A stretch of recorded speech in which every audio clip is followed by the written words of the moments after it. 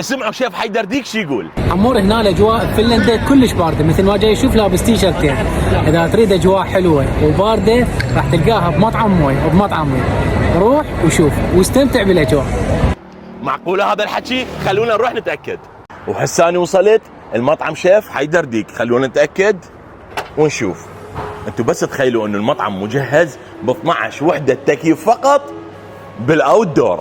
وهذا المطعم يقدم جميع الوجبات الشرقيه والغربيه والفنلنديه. تعالوا شوفوا هذا التاكو موي الاكثر مبيعا بداخل المطعم. انصحكم تجون تجربون التاكو موي، الطعام كلش رهيب. والوحيده بداخل العراق البيتيزيا يابا، تعالوا شوفوها. بيتزا الباتر تشيكن الوحيده تتقدم بداخل هذا المطعم. وزي الوحيد تعالوا شوفوه، ماكو داعي بالخاشوقه، بالايد يتفلس. شوفوا لي كله لحم غنم عراقي درجه اولى.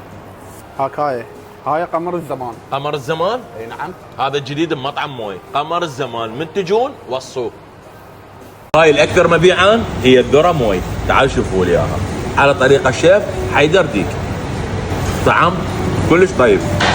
كتبوا لي بالتعليقات كم واحد جاي ماكل ذره موي، شو رايكم بيها؟ مطعم موي هو الاختيار الامثل وبهاي الاجواء الحاره. تعالوا نعطيكم العنوان. لو ماني كنت مطعم موي باليرموك مقابل نادي اليرموك، مطعم موي.